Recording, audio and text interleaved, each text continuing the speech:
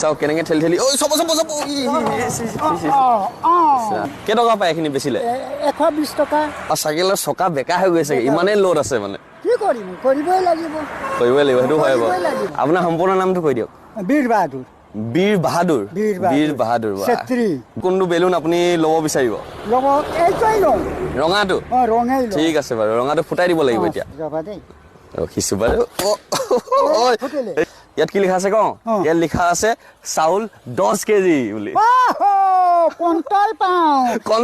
কণ্ট্ৰলৰ নহয় আমি কিনি অনা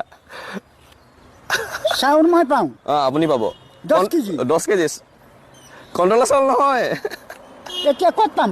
এইটো 10 কেজি চাই লওক পুৰা 10 কেজি আছে ফ্ৰী দিছে ফ্ৰী জিকিলে আপুনি ফ্ৰী বুলি নাভাবিব এইটো আপুনি ভগৱান আজি মজা খাওঁ মহিনা দিন খাওঁ ভগৱান